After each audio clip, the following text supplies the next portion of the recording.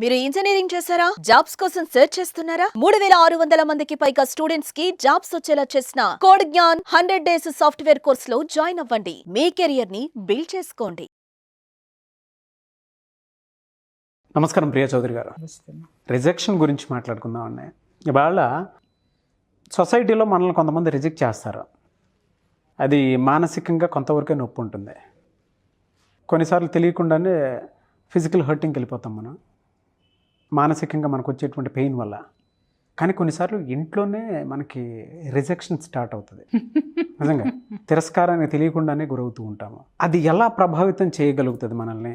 And ఒకవేళ ఎదుటోడు మనల్ని reject చేశాడు అనంటే దాన్ని ఎలా తీసుకోవాలని? అందరూ అన్ని రకాలుగా అన్ని వేళలా తీసుకోలేరు. సమయం సందర్భాన్ని బట్టి ఒక్కొక్కరికి ఒక్కొక్కలాగా సిచ్యువేషన్ బట్టి ఫేస్ చేస్తూ ఉంటారు. కాబట్టి అడుగుతున్నాను, బట్ రిజెక్షన్ని ఎలా తీసుకోగలగాలి? అది ఎలా ప్రభావితం చేస్తుంది అసలు? తిరస్కారం అనేది ఒక వరం అంటాను నాగరాజ్ గారు. It's a bone. It's a bone, వరం. ఎందుకంటే మనకి జీవితంలో జీవితం ఒక మలుపు తిరగాలి అని అంటే ఒక ఎనర్జీ కావాలి. అర్థమైందా? ఆ ఎనర్జీని తిరస్కారం కరెక్ట్గా దాన్ని హ్యాండిల్ చేస్తే ఎలా అని మాట్లాడచ్చు. మీరు అన్నారు సమాజంలో కొంతమంది తిరస్కరిస్తారు. ఎవరు తిరస్కరిస్తారు మనల్ని సమాజంలో?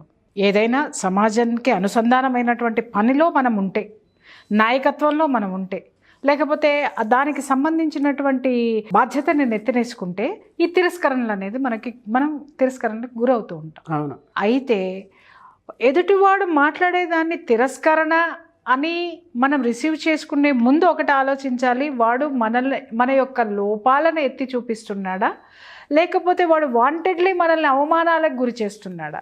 ఇక్కడ రెండు ఉన్నాయి. తిరస్కరణ రెండు విధాలుగా వస్తుంది. ఒకటి మనం చేసిన పని నచ్చకపోవడం వల్ల, రెండోది ఏంటి అనంటే మనమంటే నచ్చకపోవడం వల్ల, మన సక్సెస్ నచ్చకపోవడం వల్ల కూడా ఎదుటివాడు మనల్ని తిరస్కరిస్తాడు 100%.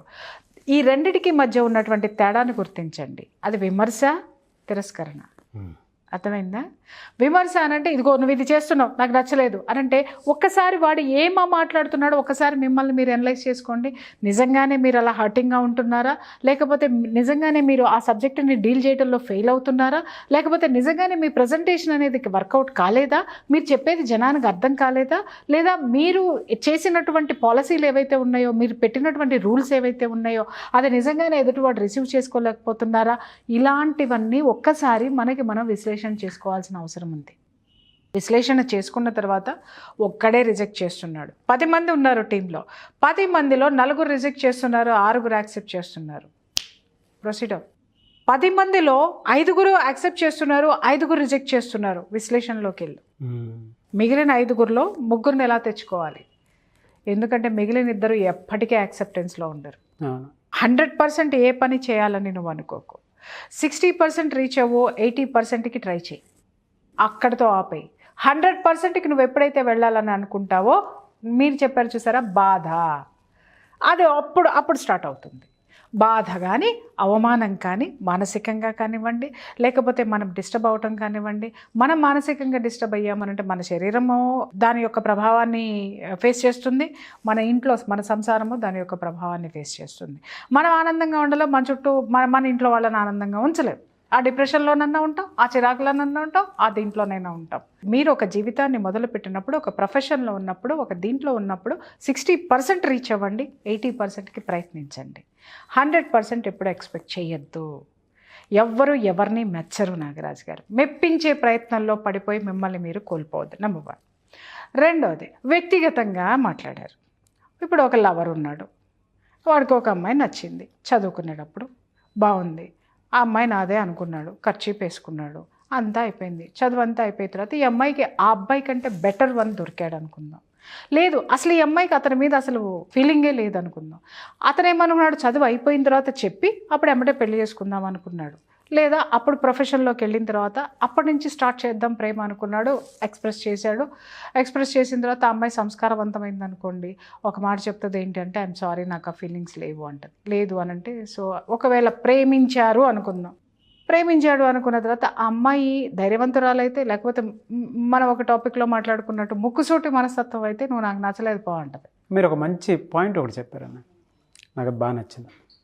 ఒక అమ్మాయికి ఒక అబ్బాయి ఫ్రెండ్గానే చూడటానికి బాగుంటుంది.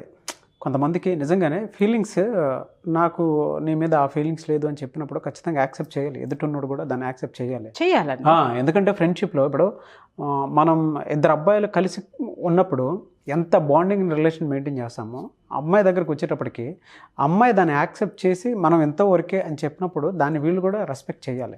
అదే రెస్పెక్ట్ చేయరు కొంతమంది. అప్పుడు ఏమవుతుందంటే ఆ జెండర్ ఫీలింగ్ లో నుంచి బయటికి రావాలి, అవునవును, ఫ్రెండ్షిప్ ఫీలింగ్ లోకి వెళ్ళాలి. అవునవును, ఫ్రెండ్షిప్ ఫీలింగ్ లోకి వెళ్ళిపోయారు అని అంటే ఆ రిజెక్షన్ అనే అవమానం అనేది ఉండదు. ఇట్స్ ఓకే, నేను అలా అనుకున్నాను, ఐఎమ్ సో సారీ, మంచి ఫ్రెండ్స్ గా ఉందాము, లేదు ఫ్రెండ్షిప్ అవసరం లేదు, ఐఎమ్ సారీ అని పక్కకి వెళ్ళిపో. అమ్మాయి మళ్ళీ నీతో ఫ్రెండ్షిప్ కంటిన్యూ చేస్తుంది, ఎందుకంటే నీ నుంచి ప్రమాదం రాలేదు. లేదు అమ్మాయి ముడుచుకుపోయే మనస్తత్వం ఉంది అని అనుకుందాము, సరే అసలు జీవితాంతం నీ వైపుకు చూడదు. ఒక అమ్మాయి లేకపోవడం వల్ల నీ జీవితం ఏం పోలేదుగా. అలాగే అబ్బాయిల విషయంలో కూడా ఇదే నేను అడుగుతున్నాను. అమ్మాయిలు కూడా ఆ రిజెక్ట్ చేశారనో సూసైడ్లు చేసుకోవడము, లేకపోతే ఇంకొకటి చేసుకోవడము, డిప్రెషన్లోకి వెళ్ళడము, ఇంకేవేవో చేయడము. అంటే అమ్మాయిలు తొందరగా బయటకు వచ్చేస్తారు లేబ్బా, అబ్బాయిలే దాంట్లో కురికిపోతారు. అదేందో నాకు అర్థం కాదు. అంటే అమ్మాయిలు ఎంత మెచ్యూర్డ్గా ఉంటారు చూడండి, ప్రాక్టికల్ థింకింగ్ అది. అమ్మాయిలని ఈ విషయంలో నేను అప్రిషియేట్ చేస్తా. అంటే మోసం చేసి వెళ్ళిపోయిన వాళ్ళని నేనేం చేయలేను, అబ్బాయి నాకు సంబంధం లేదు. కానీ అమ్మాయిలు కనుక రిజెక్షన్కి గురైతే చాలా తొందరగా బయటకు వస్తారు వాళ్ళు. అవును, మీరు ఇందాక అన్నారు కదా ప్రాక్టికల్ థింకింగ్ లో ఉంటారండి వాళ్ళు. ఎందుకనంటే అరే మా అమ్మ నాన్న నాకు పెళ్లి చేయాలి, నేను ఇక్కడే ఉన్నానంటే సమాజం మొత్తం నన్ను దుమ్మెత్తి పోస్తుంది, మా అమ్మ నాన్న దుమ్మెత్తి పోస్తుంది, పెళ్లి చేసుకుందాం, హ్యాపీగా సంసారం చేసుకుందాం, అయిపోయింది. లేదు ఇంకెక్కడన్నా వచ్చింది అని అనుకుందాం, సరే ఓకే వాడు నన్ను మోసం చేశాడు అని అనుకున్న దాన్ని యాక్సెప్ట్ చేస్తుంది. యాక్సెప్టెన్స్, మనం ఫస్ట్ యాక్సెప్టెన్స్లోకి రావాలి నాగరాజు గారు. ఎదుటివాడు విమర్శించింది మన పనిని విమర్శించాడా, రైట్ చక్కదిద్దుకుందామా, నిజంగానే లోపాలు ఉన్నాయా.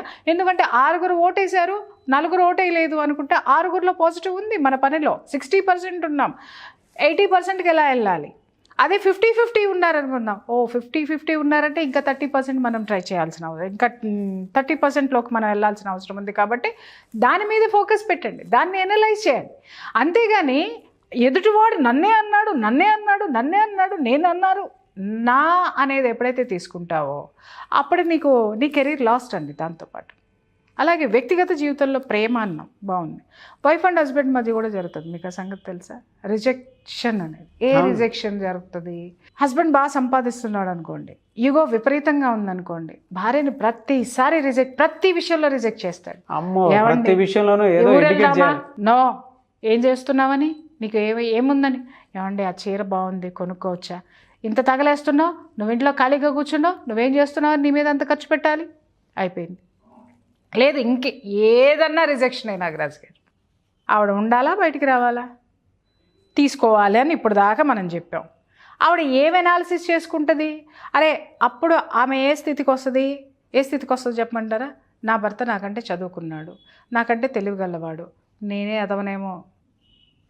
ఎదవనేమో అలాంటి భార్యలు చాలామంది ఉన్నారు అనేసి ఆ ఎదవతనంలోకి వెళ్ళిపోయి అవతల వాడు ఏం చేస్తున్నా కూడా అడ్డు చెప్పలేక యాక్సెప్ట్ చేయలేక ఈ రెండిటి మధ్య సంఘర్షణలలో పడిపోయి జీవితాంతం నేను బ్రతికే ఉన్నానా అని ప్రతిక్షణం ఎందుకు బ్రతికున్నాను, ఇంకా ఎందుకు బ్రతికున్నాను, ఇలాంటి ప్రశ్నలతో గడిపేస్తుంది. అదే భర్త విషయానికి వద్దాం. చెప్పండి, భార్య ఏ టైంలో రిజెక్ట్ చేస్తుంది? ఎక్స్పెక్టేషన్స్ మీట్ అవ్వకపోవడం. ఎగ్జాక్ట్లీ. అది మినిమం కూడా మీట్ అవ్వకపోతే అప్పుడు రిజెక్ట్ లోకి వెళ్తుంది. ఆ లైన్ అంటే ఆ లైన్ క్రాస్ అయ్యి వచ్చేస్తారు. ఎస్, కొంతమంది అనొచ్చు ఏమి ఇచ్చినా మా ఆవిడ రిజెక్ట్ చేస్తుందండి అని అంటే వాళ్ళని మనుషులు అనరు, వాటికి అవధులు ఉండవన్నమాట. అత్యాశ ఎక్కువ ఉంటుందన్నమాట వాళ్ళలో. వాళ్ళ జీవితంలో నువ్వు ప్రపంచం మొత్తం తీసుకొచ్చి వాళ్ళ చేతిలో పెట్టిన ప్రపంచం ఇంతేనా అంటారు తప్ప ప్రపంచం మొత్తం నా చేతిలో ఉందని. సో ఇలాంటి నిరాశావాదులు వాళ్ళ జీవితంలో ఏమి ఇచ్చినా కూడా వాళ్ళకి సాటిస్ఫాక్షన్ అనేది ఉండదు. అది తీసి పక్కన పెట్టండి. కానీ లైఫ్లో కొన్ని చోట్ల కొన్ని మైలురాళ్ళు ఉంటాయి మన జీవితంలో. ఆ మైలురాళ్ళని దాటే ప్రతిసారి మనం రిజెక్షన్ని ఎదుర్కొంటాం. అది ఫ్యామిలీలో తీసుకోండి, సమాజంలో తీసుకోనివ్వండి, ఫ్రెండ్స్ మధ్య తీసుకోనివ్వండి. కారణం ఏంటి అనంటే, 1 మన సామర్థ్యంలో లోపం ఉండొచ్చు, 2 అవతలి వాళ్ళకి మనల్ని రిసీవ్ చేసుకోవడంలో ఆ యొక్క గొప్ప మనసు ఉండకపోవచ్చు. ఈ 2 విషయాల్లోనే రిజెక్షన్ అనేది వస్తుంది. నాకు తెలిసి ఒకళ్ళ గురించి చెప్తాను నాగరాజు గారు. వైఫ్ ఎడ్యుకేటెడ్, ఒక ప్రొఫెషన్లో ఉండి వచ్చింది. హస్బెండ్ ఒక బిజినెస్ పర్సన్. అతనికి విపరీతమైనటువంటి సుపీరియారిటీ ఎక్కువ. ఈ వైఫ్ కొన్ని పరిస్థితులు, కొన్ని ఇష్యూస్, తన ఫ్యామిలీ, తన పుట్టింటి వాళ్ళు సహకరించకపోవటమో, లేకపోతే దునియాలో తనంతవరకు చూసొచ్చిన జీవితమో, ఇదంతా చూసి ఎందుకు లేబ్బా ఒక మ్యారేజ్ అన్న తర్వాత అడ్జస్ట్ అయిపోయి ఉంటే హ్యాపీగా ఉందాము, ఇప్పటివరకు కష్టాలు పడ్డాం కదా, యాక్సెప్ట్ చేద్దాము అనే జోన్లోకి అడుగుపెట్టిందండి. అడుగుపెట్టిన తర్వాత రాను తను స్టార్ట్ అయిన వాళ్ళ ఫ్యామిలీ లైఫ్ స్టార్ట్ అయిన మొదటి రోజు నుంచి తనకి రిజెక్షన్ వస్తూ ఉందన్నమాట. నువ్వు వదనుకున్నాను, నువ్వు ఇంతేనా, నీకేం తెలీదు, నీకేం చేత కాదు అని అనడం మొదలు పెట్టేశాడు భర్త. మొదలు పెట్టేసరికి మొదట్లో బాగా ఆర్గ్యూ చేసింది. నాకెందుకు తెలీదు, నేను ప్రపంచాన్ని చూసొచ్చాను, నేను నీకంటే ఇంత స్థాయిలో నేను ఉండొచ్చాను అనగానే అదిగో అదే నీ తలపవరు, నేను నిన్న జీవితంలో నేను నిన్ను యాక్సెప్ట్ చేయను అని అనడం మొదలుపెట్టాడు. అట్లా ఒక 14 ఏళ్ళు భరించిందండి. 14 years అన్నిటిలో రిజెక్షనే. 10 మందిలోకి వెళ్తే అక్కడ ఏదో ఒక తన గురించి ఎక్కడా కూడా తన భర్త పాజిటివ్ చెప్పటం అనేది తను ఎప్పుడు రిసీవ్ చేసుకోలేదు. ఏది ఉన్నా కూడా అంతా తనకే తెలుసని చేస్తుందండి అని అనేవాడు. లేకపోతే నీకేం తెలుసు, నువ్వు నోరు మూసుకొని కూర్చో అనేవాడు. లేకపోతే తను ఏదన్నా చేసిన దాంట్లో లోపాలు వెతకటమే చేసేవాడు. ఆ తర్వాత ఆమెకు అర్థమైంది ఏంటి అని అంటే, ఇతనికి ఇన్ఫీరియారిటీ ఎక్కువ, నెంబర్ 1. రెండోది, ఆడవాళ్ళంటే రెస్పెక్ట్ లేదు. అంతకు మించి ఏంటి అంటే he had extra marital affairs. So తనలో ఉన్నటువంటి లోపాలని భార్య ప్రశ్నించకుండా, తనని చొక్కా పట్టుకుని రోడ్డు మీదకి రానివ్వకుండా, డే 1 నుంచి అతను చాలా ప్లాన్ చేసుకుంటూ రిజెక్ట్ చేసుకుంటూ వచ్చాడు. నాగరాజ్ గారు భరించింది. వన్ ఫైన్ డే తనలోకి తను ఒకసారి చూసుకుంది. తనేంటో అస్తిత్వం కోల్పోయిందండి. తన చివరికి ఎలా అయిపోయింది అనంటే, ఇంకా కొన్ని రోజులు ఆమె అక్కడే ఉండి ఉన్నట్టయితే ఒక పిచ్చిదానిలాగా ఆమెని క్రియేట్ చేసేసి అతను ఈజీగా వదిలించుకొని బయటికి వెళ్ళిపోయేవాడు. కానీ కరోనా చాలా పెద్ద ప్లస్ చేసింది వాళ్ళకి. ఆ టైంలో ఆమె తనని తాను రియలైజ్ చేసుకున్న తర్వాత తన శక్తి ఏంటి అనేది ఒకసారి తనలో ఉన్నటువంటి ఆ ఎనర్జీని బయటికి తీసిన తర్వాత కరోనా అందరి జీవితాలని అలకల్లోలం చేసేసింది. అవునండి. అప్పుడు ఇద్దరు కష్టపడాల్సినటువంటి పరిస్థితులు ఏర్పడినాయి. బయటికి అడుగు పెట్టింది. పెట్టడం ఎలా పెట్టింది సార్, ఇప్పటికీ అతను ఆమెను అందుకోలేనంత స్థాయికి ఎదిగింది. వెనక్కి తిరిగి చూడలా, సమాధానం చెప్పలా, అవకాశమే లేకుండా చేసింది. ఇప్పుడు అవతలి వాళ్ళ నోటి నుంచి వచ్చే మాట ఏంటి చెప్పండి? మా మాటే వినదు. మమ్మల్ని ఇప్పటికే యాక్సెప్ట్ చేయరు సార్, మాటే వినదు. అంత స్థాయికి వెళ్ళిందంటే ఎవరితో ద్వారా వెళ్ళిందో, ఎన్ని చేసి వెళ్ళిందో, ఎలా వెళ్ళిందో అని కూర్చొని ఆ హస్బెండ్ స్టోరీలు చెప్తాడు అందరికీ. అయినా ఆ కథలు స్టోరీలు విననంత ఎత్తుకి ఆవిడ ఎదిగిందండి. గ్రేట్ కదన్నే కదా. రిజెక్షన్ని ఎలా తీసుకుంది? వరం. నువ్వు నన్ను రిజెక్ట్ చేసావు, నువ్వు నన్ను పలచన చేసావు, కానీ నా శక్తిని తొక్కేసావు, నా శక్తి ఏంటో నాకు తెలుసు అనుకుంది. తన జీవితాన్ని మళ్ళీ మొదలుపెట్టింది. ఈరోజు అతను వెనక్కి తిరిగి వచ్చినా, అందుకోవాలని చూసినా ఆవిడ కిందకి దిగలేదు, ఇతను పైకి వెళ్ళలేడు. ఆ స్థాయి ఒక సింహాసనం వేసుకొని తను అక్కడ కూర్చుంది. ఈరోజు తనకు ఒక లోకం ఉంది, ఒక ప్రపంచం ఉంది, ఒక స్థాయి ఉంది, ఒక స్థానం ఉంది ఈ సమాజంలో. మరి 14 సంవత్సరాల డిప్రెషన్ లేదా? 14 సంవత్సరాల అవమానం లేదా?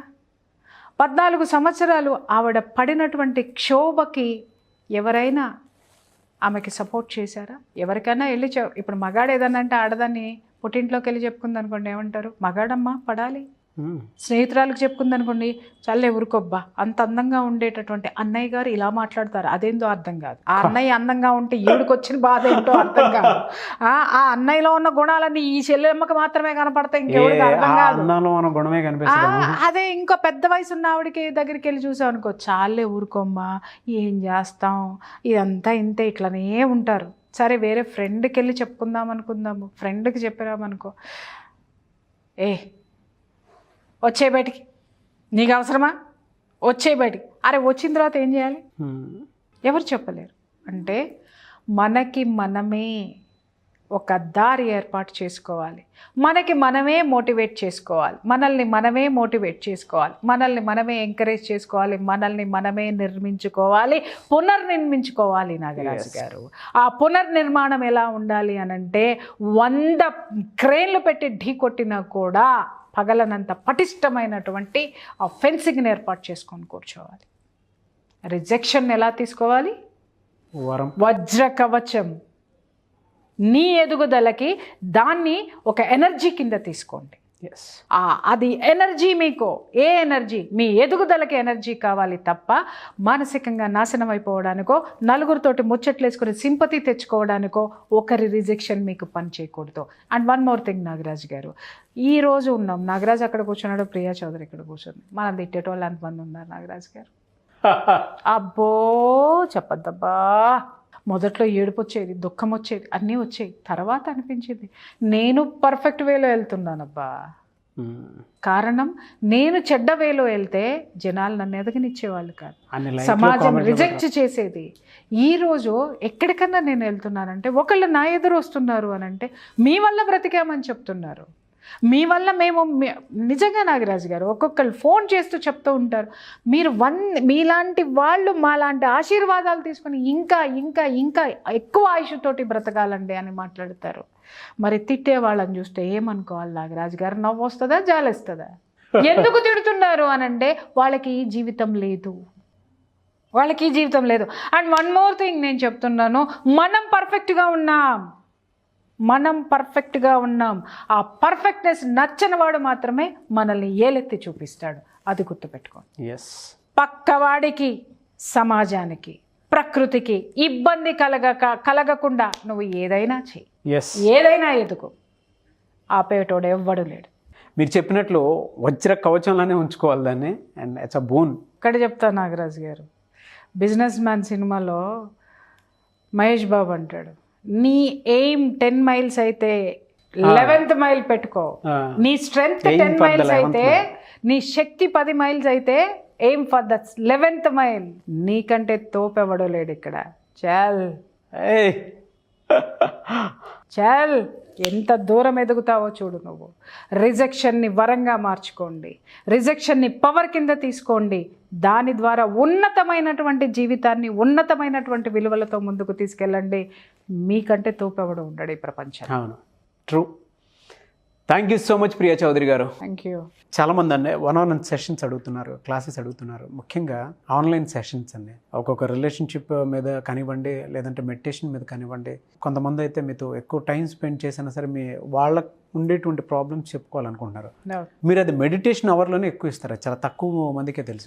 అండి ఇప్పుడు ఏమవుతుందంటే నాగరాజు గారు, మెడిటేషన్ అని ఎందుకు ఇంత పట్టుబడుతున్నారంటే, ఇప్పుడు మీకు ఇంత సుదీర్ఘమైనటువంటి స్టోరీ చెప్పా. అన్నా హజారే గారు చేసింది మెడిటేషనేనండి. అంటే ఉన్నటువంటి పనిలోనే ధ్యాస పెట్టడం. ఆ ధ్యాస ఎప్పుడైతే పెడతామో అది మనల్ని ఉన్నతమైనటువంటి స్థితి వైపుకి నడుపుతుంది.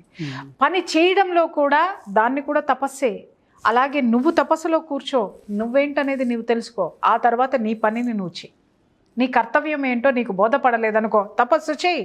తపస్సు అంటే అడవుల్లోకి వెళ్ళిపోయో, కొండల్లోకి వెళ్ళిపోయో, గుట్టల్లోకి వెళ్ళిపోయో ఒకప్పుడు చేసినటువంటి తపస్సే ఈరోజు నీ ఇంటి ముందుకు వచ్చింది. అర్థమైందా అండి? ఒకప్పుడు థియేటర్కి వెళ్ళి సినిమా చూడాలి, తర్వాత టీవీల రూపంలో ఇంటికి వచ్చింది. ఒకప్పుడు ఫోన్ చేయాలంటే ఊళ్ళో ఎక్కడో ఒక దీంట్లో ఉండేది, అక్కడికి పోయి ట్రంకాలు బుక్ చేసుకొని అక్కడ వాడు ఇచ్చిన తర్వాత గంటల తరబడి అక్కడ వెయిట్ చేసి ట్రంకాలు మాట్లాడుకొని రావాలి. బట్ ఇప్పుడు నీ చేతిలోకే ఫోన్ వచ్చింది. అలాగే ఆ తపస్సు కూడా ఈరోజు నీ ఇంట్లోకి వచ్చేసింది. నువ్వు ఎక్కడున్నావో అక్కడ నువ్వు చేసుకోవచ్చు, ఎక్కడున్నావో ఏం తెలుసుకోవాలనుకుంటున్నావో అది తెలుసుకోవచ్చు. ఆ జ్ఞానము, ఆ నాలెడ్జి ఎంతోమంది మహానుభావులు, మహాత్ములు తెచ్చి నీ ఇంట్లో, నీ చేతిలో, నీ బ్రెయిన్లో పెట్టారు, నీ శ్వాసలో పెట్టారు. ఆ శ్వాసను గమనించండి, మిమ్మల్ని మీరు తెలుసుకోండి. అదొక్కటే నేను చెప్తాను. ఇక్కడ ఏమవుతుందంటే నాగరాజు గారు, వ్యక్తిగతంగా ఒక సమస్య కోసం వస్తున్నారు. వచ్చిన తర్వాత నేను మోటివేట్ చేసిన తర్వాత ఆ సమస్య క్లియర్ అయిపోతుంది. మళ్ళీ 6 నెలల తర్వాత, సంవత్సరం తర్వాత మళ్ళీ ఇంకో సమస్యతో వస్తున్నారు. అర్థమైందా? ఇంకో సమస్యతో మళ్ళీ వీళ్ళకి డబ్బులు ఎక్కువ ఉన్నాయా? సరే, నాకు బాగానే ఉందిలే, నా బిజినెస్ నాకు బాగానే ఉంది, నాకు డబ్బులు వస్తానే బాగుంది నాకు. కానీ నా ఇంట్యూషన్ చెప్పింది ఏంటి అనంటే, ఒకటి క్లియర్ చేస్తే ఇంకొకటి ఆటోమేటిక్గా పుడుతుంది. మన శ్వాస ఉన్నంత వరకు కూడా సమస్య పుడుతుంది. ఆ సమస్య క్లియర్ అవుతుంది. ఆ క్లియర్ అయిపోయిన తర్వాత మళ్ళీ ఇంకొక సమస్య పుట్టడం అనేది డెఫినెట్గా జరుగుతూనే ఉంటుంది ఇది. మన బాడీలో కనుక సెల్స్ ఎలా కొన్ని వందలు లక్షలు పుట్టి చనిపోతూ ఉంటాయో, చనిపోతాయి పుడతాయి, ఎలా జరుగుతుందో ఆ ప్రక్రియ, మనిషి జన్మెత్తిన తర్వాత సమస్యలు కూడా అలాగే వస్తాయి. కాబట్టి వాళ్ళకే నేర్పాలి ఇది. వాళ్ళలో ఒక అద్భుతమైనటువంటి వ్యక్తిని నేను వెలికి తీయగలిగితే వాళ్ళ సమస్యలే కాదు, వాళ్ళ చుట్టూ ఉన్న వాళ్ళ సమస్యలు కూడా వాళ్ళు పరిష్కరించగలిగేటటువంటి శక్తి వాళ్ళకు వస్తుంది అని చెప్పే ఈ మెడిటేషన్ స్టార్ట్ చేయడం జరిగింది నాగరాజ్కి. అవునండి, meditation is the best way. ఎలా అండి అప్రోచ్ ఏ విధంగా ఉండాలి? చెప్తున్నాను కదా నాగరాజ్ గారు, స్క్రీన్ మీద నంబర్కి కాల్ చేయండి, మా సిబ్బంది డీటెయిల్స్ చెప్తారు. తప్పకుండా ఏ మెడిటేషన్ క్లాసెస్ ఉన్నాయో, ఎప్పుడెప్పుడు ఉన్నాయో, ఏ టైమింగ్స్ ఉన్నాయో, తర్వాత ఎవరికైనా మోటివేషనల్ క్లాసులు కావాలన్నా, మెడిటేషన్ క్లాసులు కావాలన్నా, ఏది కావాలన్నా కూడా ఆన్ స్క్రీన్ నెంబర్కి ఒకసారి డయల్ చేస్తే they will give the information. Thank you so much Priya Chaudhary garu. Thank you. చూసారు కదండి ఈ వీడియోపై మీ అభిప్రాయాన్ని కామెంట్ బాక్స్లో పోస్ట్ చేయండి. ముఖ్యంగా వాళ్ళ schools, colleges, gated communities and కొన్ని రోటరీ క్లబ్స్ లాంటివి ఉంటాయి. సో అటువంటి వాటిల్లో ప్రియా చౌదరి గారి సెషన్స్ కనుక మీకు కావాలి అనుకుంటే ఖచ్చితంగా స్క్రీన్ మీద కనిపిస్తున్న నెంబర్కి మీరు సంప్రదించండి. అండ్ దాంతోపాటు మెడిటేషన్ క్లాసెస్ అయితే రెగ్యులర్గా జరుగుతూ ఉంటాయి. పర్సనల్ వన్-ఆన్-వన్ సెషన్స్ ఉంటాయి. వాటికి కూడా మీరు ఖచ్చితంగా ప్రియా చౌదరి గారితో మాట్లాడాలి అనుకున్నటువంటి వాళ్ళు స్క్రీన్ మీద కనిపిస్తున్న నెంబర్ సంప్రదించండి. ఈ వీడియోని లైక్ చేయండి, షేర్ మాత్రం తప్పకుండా చేయండి. ఒకవేళ కాంటాక్ట్ నెంబర్ కలవట్లేదు అని అంటే కనెక్ట్ అవ్వండి వాళ్ళు. మిస్టర్ నాగ్ అఫీషియల్ అని నా ఇన్స్టాగ్రామ్ ఐడి ఉంది. నా ఇన్స్టాగ్రామ్ ఐడికి మీరు మెసేజ్ పెట్టి ఖచ్చితంగా ఫాలో అయ్యి దానికి ఒక మెసేజ్ పెడితే నేను అప్డేట్ ఇవ్వడం జరుగుతుంది. అది ప్రోగ్రామ్కి సంబంధించిందైనా, మీ ప్రాబ్లమ్కి సంబంధించిందైనా సరే ప్రియా చౌదరి గారి దాకా తీసుకువెళ్ళడం జరుగుతుంది. కాబట్టి ఆసక్తి కలిగిన వారు ఆ విధంగానే సరే అప్రోచ్ అవ్వచ్చు. ఈ వీడియోని లైక్ చేయండి, షేర్ మాత్రం తప్పకుండా చేయండి. ఇలాంటి మరిన్ని వీడియోస్ కోసం మా ఛానల్ ఫాలో అవ్వండి. Thank you.